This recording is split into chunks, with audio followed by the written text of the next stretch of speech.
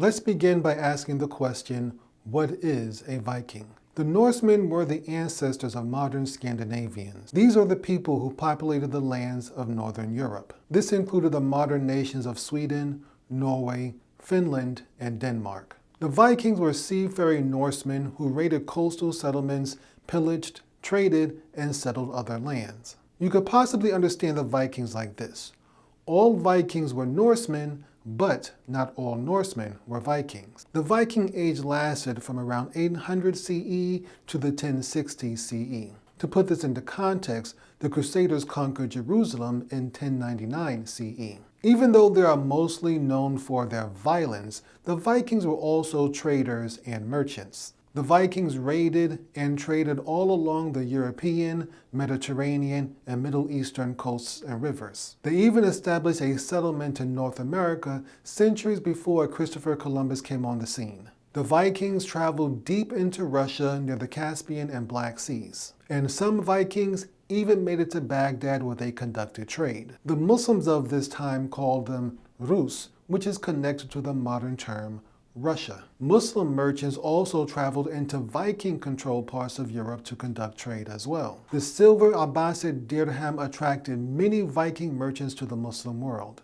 The Vikings used the silver dirham to pay for expansions to their settlement and to conduct more raiding and trading. Other parts of the Muslim world outside of the Abbasid domain called them Majus, which is the Arabic word for Magian. Magian is another name for Zoroastrians who were fire worshippers. The Vikings often burned their dead on floating ships, which the Muslims likely mistook for worship. And while there was a religious element to this, the Vikings did not worship fire. The term Majus or Magian was mostly used in Islamic Spain or Iberia or Al-Andalus, where the Vikings were viewed more negatively. That's because the Vikings raided coastal Iberia several times, which we will discuss later on in this video. The Muslims of Andalusia, that is Iberia, also call the Vikings Ardamaniyun. Ardamaniyun comes from the Latin word for Norsemen, Nordamani.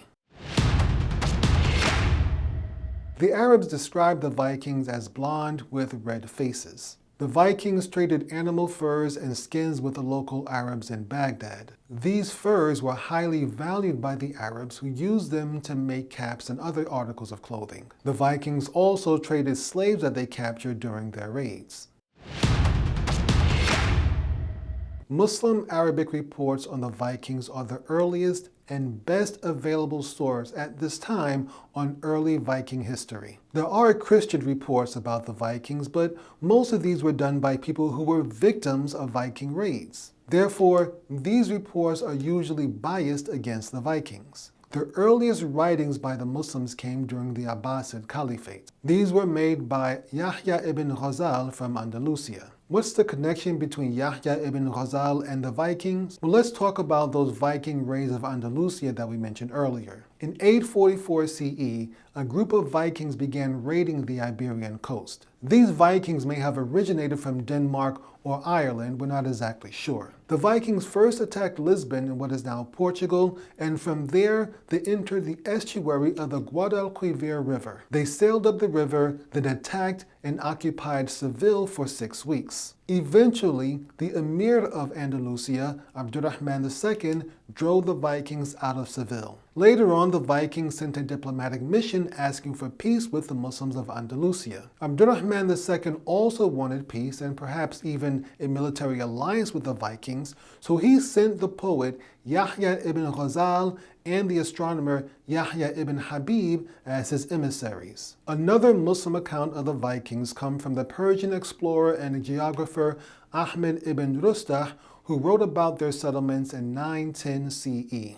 Ahmed ibn Rustah wrote that the Vikings had no villages nor open fields. But he also mentioned that they carried very good swords and were excellent fighters. Ahmed ibn Rustah described the Vikings' primary interest as wanting to conduct trade. But perhaps the most popular Muslim account of the Vikings was written by Ahmed ibn Fadlan. Ahmed ibn Fadlan wrote his manuscript, or his Risala, around 921 CE. Ahmed ibn Fadlan's Risala was the inspiration behind the famous book Eaters of the Dead by Michael Crichton.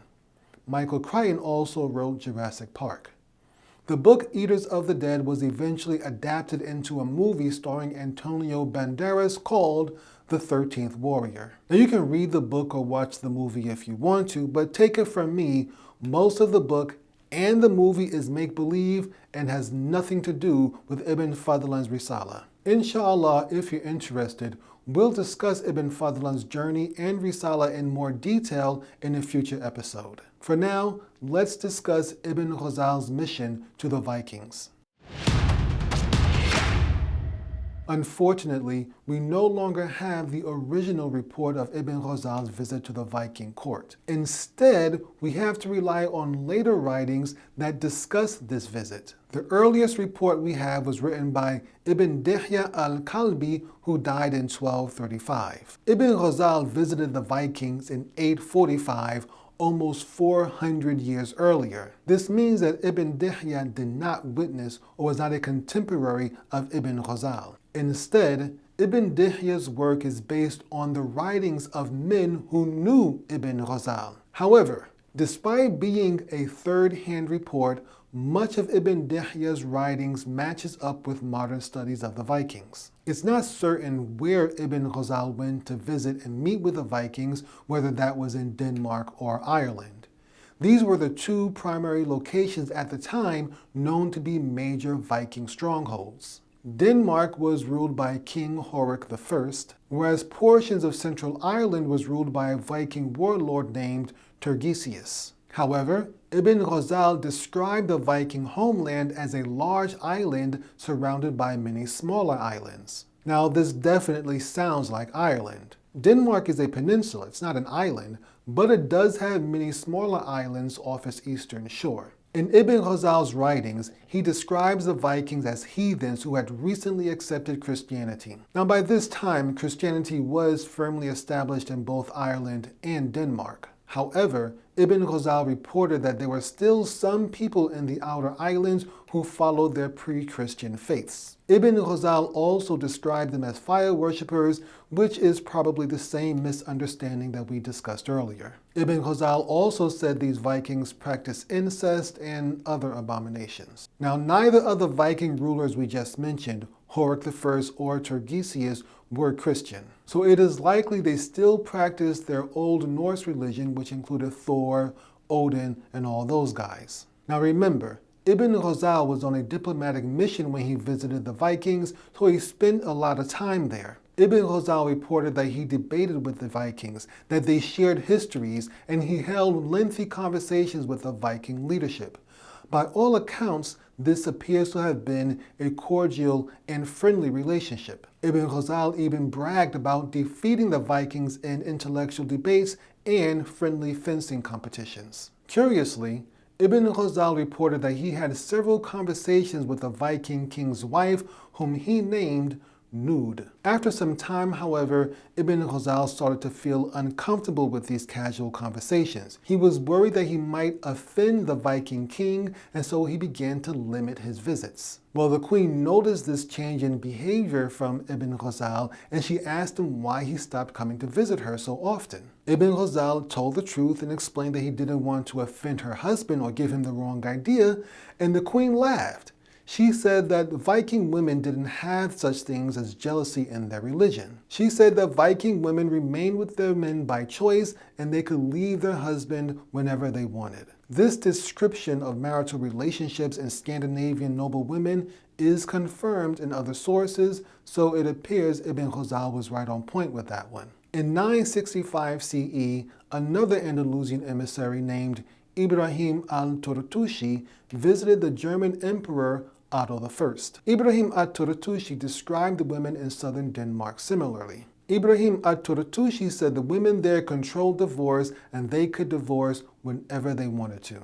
Modern scholarship has again confirmed that Viking women had a considerable amount of independence in their marriages. Now, who was this queen that Ibn Ghazal visited so often while he was with the Vikings? Of the two possible Viking rulers that Ibn Ghazal may have visited, that is Horik I or Turgesius, I could only find Turgesius' wife's name. She was named Ota and was a fortune teller. This is additional evidence that Ibn Ghazal was indeed in Ireland and not Denmark. The Vikings of Ireland were originally from Norway. Turgesius and his forces attacked and occupied North Ireland in 839 CE. Turgesius established his headquarters in Loughrea, almost exactly in the middle of Ireland. His wife, Ota, took up residence downriver at a monastery called Clonmacnoise. I'm sure I messed that pronunciation up. Ota used the church at the monastery to tell fortunes. So if Ibn Ghazal was in Ireland, and it does appear that he would visit her often at this church. Now, of course, there was a political element to Ibn Ghazal's visit with the Vikings. The Cordoba Emirate was at war with Charles the Bald, who was a Frankish king and the grandson of Charlemagne. Charles the Bald ruled over West Francia, which was part of the Carolingian Empire. West Francia would later become the nation we now know of as France. Charles the Bald and the Franks captured Barcelona in 801 CE from the Muslims. Barcelona would remain in Christian hands after that, even though the Muslims would continue to attack and raid it for centuries. This conquest of Barcelona led to war between the Franks and the Emirate of Cordoba. However, internal strife would weaken the Frankish kingdom, allowing the Muslims to raid their territory. And while the Muslims never retook Barcelona, they did conquer as far north as Narbonne in southern France in 843, which was the year before the Viking raid of Seville that we mentioned earlier. So while the Muslims and the Franks were fighting, the Vikings were also raiding Frankish coastal territories. The Vikings began attacking coastal Frankish territory in 820 CE, soon after Charlemagne died. They raided Nantes in western France in 843 on the River Loire. Then in 845, they traveled up the River Seine and sacked Paris. They attacked Paris again 40 years later in 885. Perhaps Abdurrahman II was hoping to establish diplomatic relations with the Vikings. And together, he may have been hoping they could ally against their common enemy, the Franks. However, it doesn't appear that this ever actually happened. Now, there was also an economic motive to Ibn Ghazal's diplomatic mission. Abdurrahman II most likely wanted to establish trade connections with the Vikings. As we discussed earlier, the Vikings were just as much merchants as they were warriors. Ibn Ghazal's report suggests that he spoke through translators when he was communicating with the Vikings. This indicates that there may have been some trading taking place between these two groups. I hope you enjoyed this brief look at Muslim and Viking history. If you did, please click the like button and we may make a follow-up video, inshallah.